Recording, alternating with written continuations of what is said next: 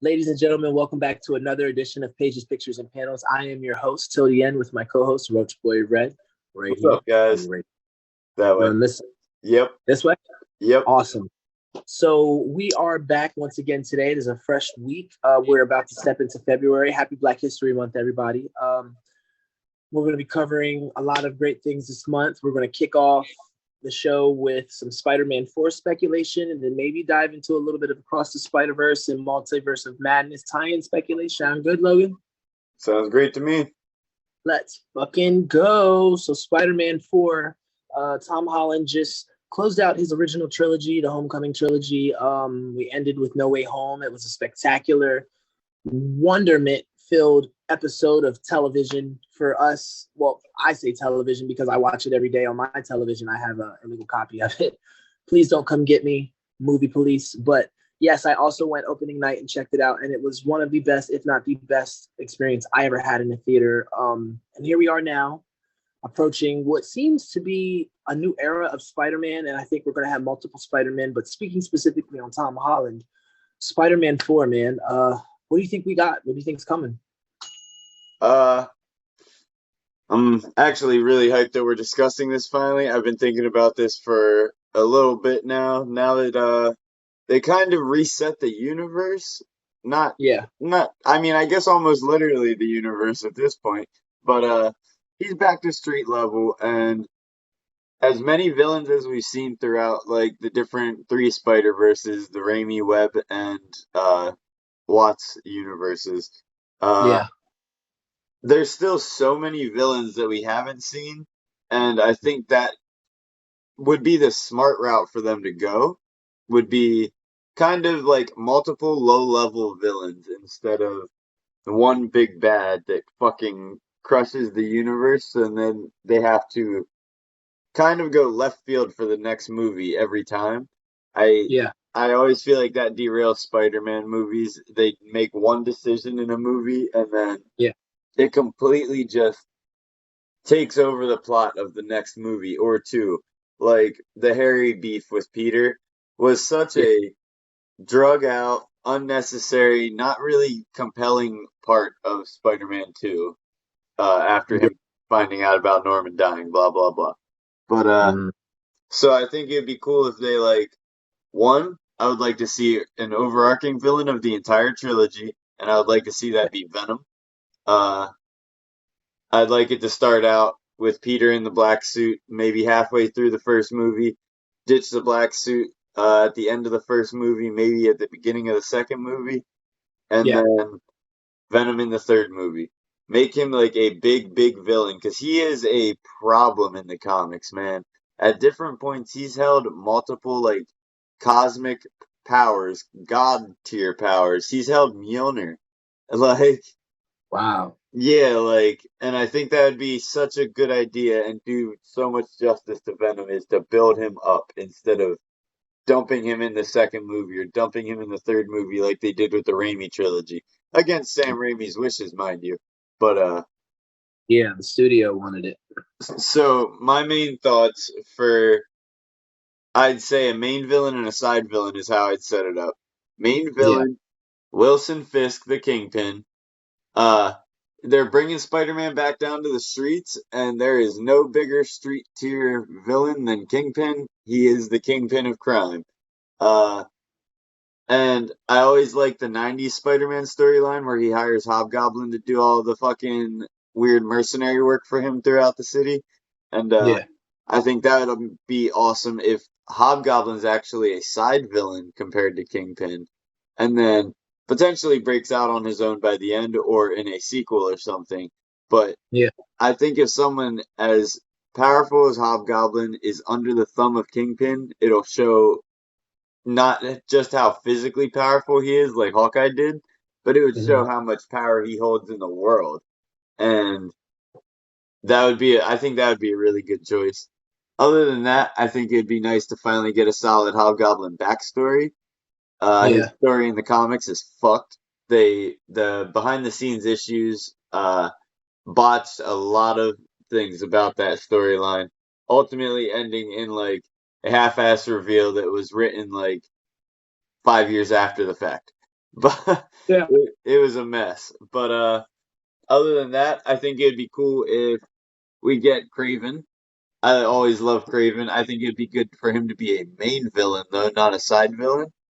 And Yeah. then I think it'd be fun if, since Craven's involved, we have as the side villains animal themed characters, the Rhino, Vulture returning, Scorpion returning.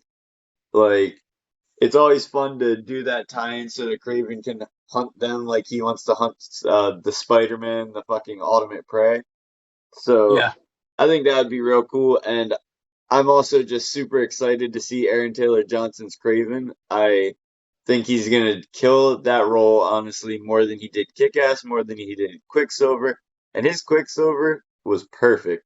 Has So he been burned for the MCU? no, he's part of the Sonyverse technically, but like I would love to see him just play both. Like I would love to see Tom Hardy play both Sonyverse and MCU Eddie Brock, just play the role differently in the MCU. What if we don't get Craven in the MCU though? What if we get Craven with Garfield and them boys? I would not be surprised because of how aggressive and violent Craven can be. He is a Yeah. hunter, he is a killer. Uh that would be a more fitting thing, I think, for the Venomverse.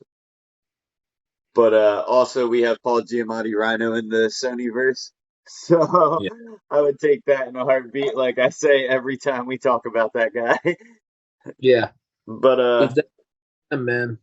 so that would be fun. But mostly I'm hoping at least for a first movie, I'm hoping Kingpin on top of Hobgoblin lineup. I I can second the Kingpin. I'm always looking for Scorpion, Shocker. These are just some of my favorite villains from the '90s cartoon. Man, there's just so many people I could think of. Hammerhead.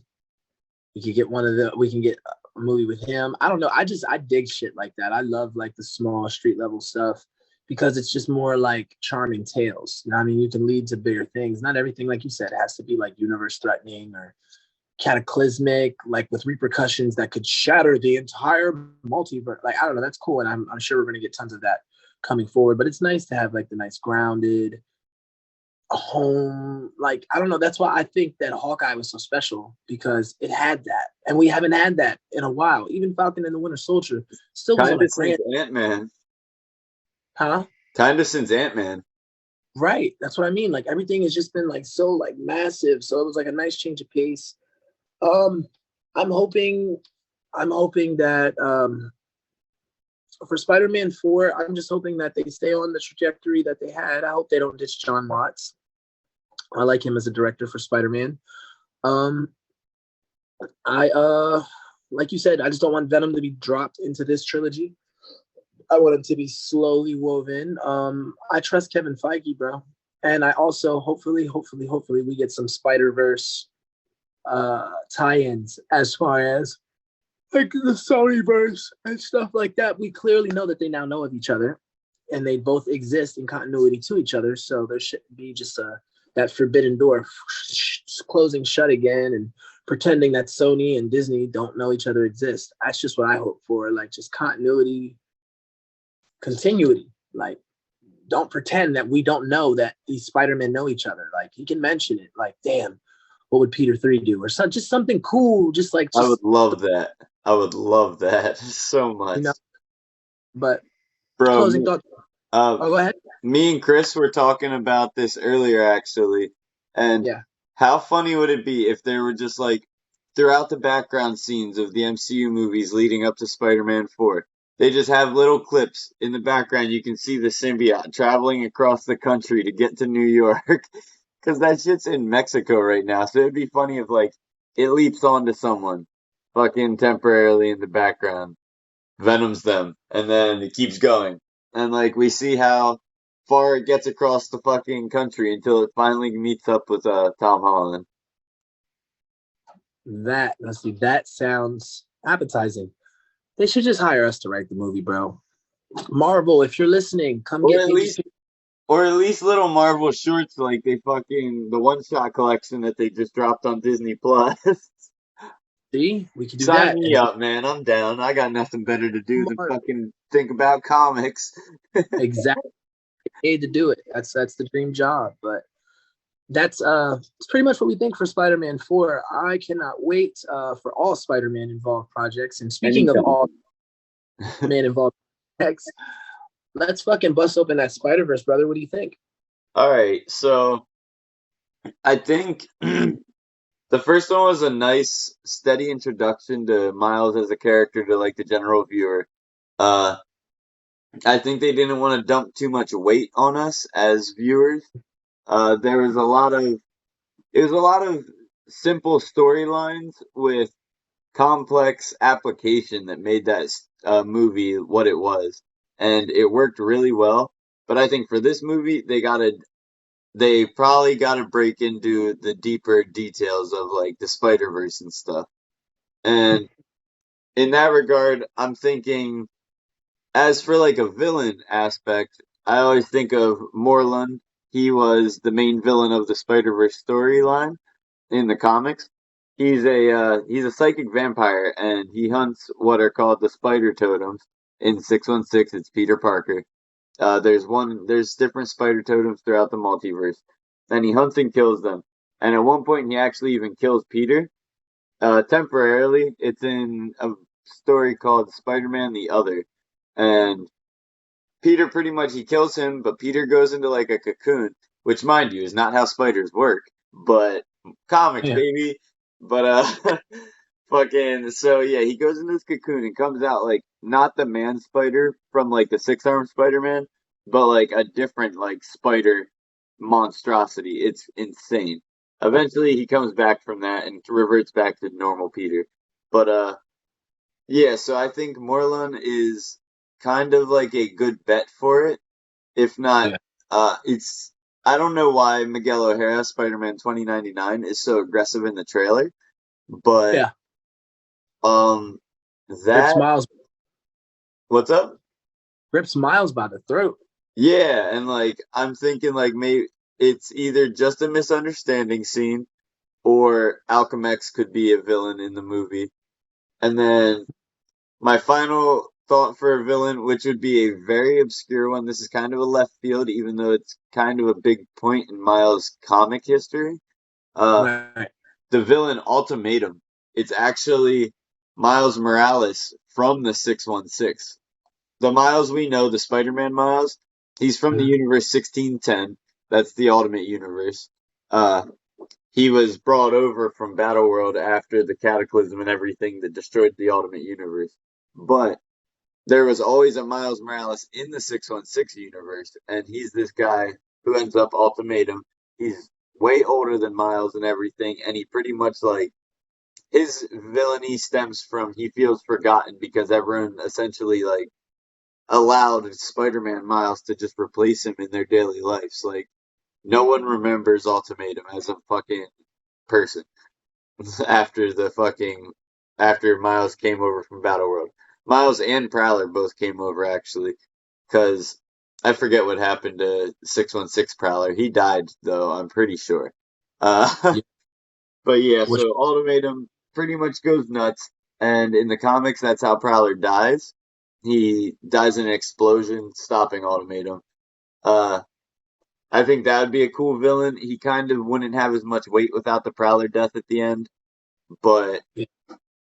I think he'd still be cool. But my thought mostly is Moreland is our best bet. And I want to talk about like the different spider characters that might be in the movie, but before that, I want to hear your thoughts. I want to go. I want to do a storyline similar to The Edge of Time. Is that what it was, or Shattered Dimensions? I don't remember which one was the first one, but those are like they're part of the same story. Shattered Dimensions is the one with all force, but which one is the one that ends with the evil Peter Parker? I think Shattered Dimensions and the Edge of Time is the sequel to that one. That's what I want. I want Shattered Dimensions. I want evil Peter Parker.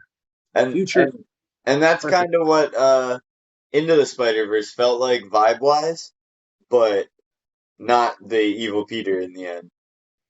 That's what I'm looking for, bro. I'm looking for a Peter Parker that is found throughout the multiverse that is just not what Miles wanted. And he's his biggest villain. I want that. I think that would be awesome. I would love that. I want that. I want some I would like to see Multiverse of Madness tie into it. I'd like to see some type of ripple effect because that is one of the universes, I'm assuming. Yeah, man, that's just mainly what I'm looking for. I think that Across the Spider-Verse is going to be awesome. Miguel O'Hara being a central focal point of the movie is dope. I think that we're going to get Ben Reilly finally, my favorite Spider-Man of all. And it's just going to be it's just going to be a wonderful event, bro. And the animation is always top notch. I love the trailer. That's more Spider-Gwen coming, some Ghost Spiders. So I have no complaints. I'm ready. Hell yeah, I can definitely agree with that. I actually hope they do refer to her as Ghost Spider in this movie. Yeah. Instead of Spider-Gwen. That's such a ridiculous name for a spider character because you're just giving up your identity immediately. Like, it's like if fucking Superman was called Super Clark or something. Same thing with like the Miles Morales shit. It's like, I mean, I like calling him Spider-Man, but if we're not going to do that, Spin, I guess, something like just the it's like his whole fucking name. Bro, in the first, like, 3 issues of his title, once he came over to the 616 universe, he tells Yeah. the fucking Rhino his name. Like, that's some ridiculous shit, man. But, Dude, Rhino, how we do things here. yeah, it was weird, and like it was in a point in the series where him, Rhino, and Captain America all teamed up for a storyline. It was What? it was insane, bro. It was pretty good. Is Rhino a super soldier? No, his suit, he has a super suit, but it's stuck on him. He can't take it off. Oh, okay. But so I guess from here on out, I want to talk about some characters that might show up in this movie that I would love to see personally. It's Yeah. I got a pretty deep list, and we'll run down it. Top of that list, and the one that I'm hoping for the most, honestly, Madam Web. We need Madam Web, bro. She didn't carry the Spider-Man animated series, but she carried the last 2 seasons because there was a lot going on. It was pretty chaotic. And every Yeah. time it got too crazy, she would just pull Peter away and be like, all right, here's what's happening. So the viewers almost know. Yeah. And I think if they do introduce all these uh, characters from the comics and stuff, and they're introducing more Spider-Man, they're going to need someone to ringlead that and keep control. And even Peter on his best day, any Peter on their best day, cannot fucking keep control properly unless they bring in my next character that I would hope to see, the 90s cartoon Peter, because he has already led a team of Spider-Men from across the multiverse. Yes, he has. That would be nice. I love that portrayal of Peter. It's like my all-time favorite, probably either that or the Ultimate Comics, but that Yeah. is what the 90s cartoon is what I grew up on before Ultimate Comics, honestly. So that would be amazing. Since it's animated, you could get the same voice actress for Madam Web. I love their dynamic together and how they played off of each other in conversation. So Absolutely. I would love to see them back together again. Uh, Tom, Toby, or Andrew. I would love to see an animated version of them voiced by them. Not like how Tom Holland was in What If, but it wasn't Tom Holland voicing him. But Right. yeah, I would love to see that. I would love to, Mayday Parker. It would put another female on the scene with Gwen, and that's Peter's daughter from the M2 universe. We discussed her a few different times, but I always love that character. I love the costume. It's the same one that Ben Reilly wore when he was when he was acting as Spider-Man instead of Scarlet Spider. The web Yeah. shooters on the outside look good, and overall, it's just a great costume. Good character from a really bright time period in comics for me personally. So it Oh. also holds a lot of personal weight there. Uh, And one that I would actually like that would tie to the MCU, uh, the bombastic Bagman. I want to see Spider-Man in like the brown paper bag mask and stuff. It's That's that cool. costume is actually from the first What If story ever, where he joins the Fantastic Four, but they give him the suit and they don't wear masks, so it didn't have a mask. So Spider-Man, wanting to hide his identity, puts the bag on. I would love to see that in this movie and them actually make a reference to the What If series. That'd be different. That'd be very different, and I'm actually open to that one. Very big. Yeah. Uh, Other than that, like you said, I would love to see Scarlet Spider. I'd like to see like other Spider support characters. You Yeah. mentioned to me off the show how like it would be crazy to see Hmm. Agent Venom or someone like that show up, like one of those weird support characters. And I would love to. I can't wait to see this movie, and I love that this movie gives us more to speculate about. Honestly, Yeah. the at the end of the day, Marvel just keeps fucking pouring out and pouring out content, and not all of it's the best, but all of it has been a great experience. And I that's all I can ask for is like them stay true to what we love about the comics and keep trying. Pretty And God, much. I can't wait for this movie. I love the first one. It's top two Spider-Man movies with No Way Home. Absolutely. Absolutely. But So continue. um but in closing, do you have any thoughts before we move Uh, on to our next topic? Honestly, I just like you said, I want to second that. I can't wait for this movie to come out. I thoroughly enjoyed the first one. Didn't think that I was going to. Stepped into it. Completely didn't know what to expect, and I loved it. So hopefully, there's a round two for that. Fingers crossed. Definitely. Uh Then I guess our final topic of the night is Doctor Strange and the Multiverse of Madness. We've been hearing even more leaks. Surprise, surprise. Take these all with a grain of salt and watch out for these spoilers that are coming. Uh, but it's all but confirmed that Hugh Jackman's going to be making a cameo, which it was only a matter of time. Like, we don't need him back as Wolverine full time, but if you're bringing Ryan Reynolds into the MCU, the multiverse is a perfect way for you to get his bestie fucking Hugh Jackman on the screen with him. He's been trying to get this man on screen properly with Deadpool for years, and Gotta this is that time. gotta Uh, happen. Other than that, Tobey Maguire all but confirmed as well. Most Yeah. likely a non-speaking role, but I if that's the case, he's only there because everyone else is there. Like Right. if it's a speaking role, I feel like he has something integral to do with the story. But other than that, I'm not sure. And then the last person I wanted to talk about actually, who is pretty much confirmed at this point as well, John Bernthal as the Punisher in the MCU. He Yeah. said himself that he agreed that he would come back as the MCU's Punisher as long as they did the character justice and they didn't take away things that were integral about his character from like the Netflix stories. So Yeah. like that to me sounds like we're getting gritty rated R content because Yep. Deadpool is gonna have to be rated R.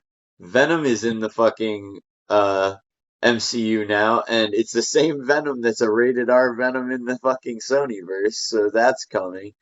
Uh Yeah. it's just all getting so dark. Moon Knight is going to, I think, really open that gate in Doctor Strange, and yeah, Gonna change I'm everything. yeah, it's gonna be crazy. The MCU is getting grittier.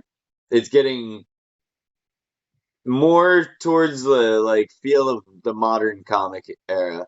And Yeah. for some people that might not sit well, it's not going to be as dark or as lighthearted and heroic anymore again, but the stories are going to get more compelling and deeper and I'm just excited to see the expanded universe come in regardless of the circumstances, honestly. I But have two. Eric Bana. That's a fact.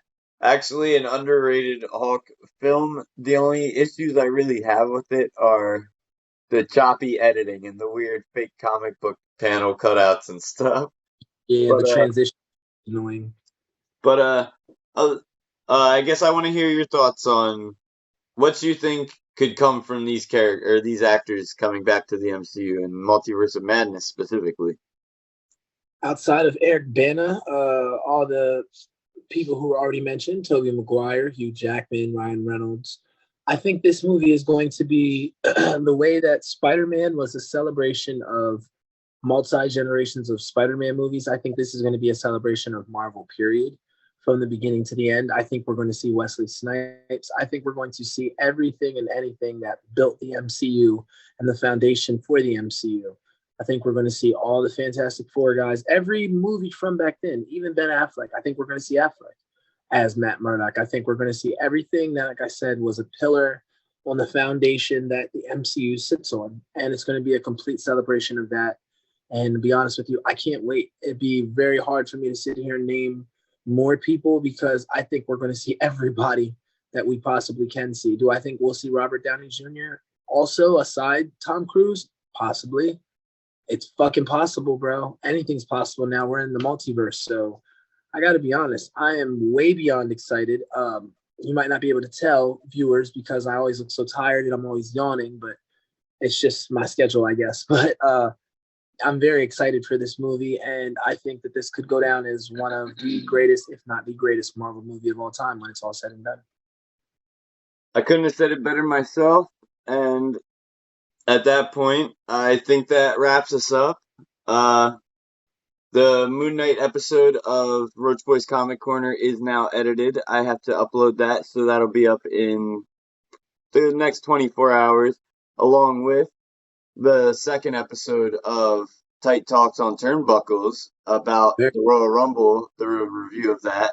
That'll be posted tonight alongside this episode. And other than that, you can follow me on social media at Roach the Boy Wonder. And there we go. Awesome. And once again, this has been Pages, Pictures, and Panels, where you can come to get all of your comic book, MCU, and just entertainment in general, movie news and needs. I am your host, till the end, and my co-host, Roach Boy Red. See you guys later. Peace.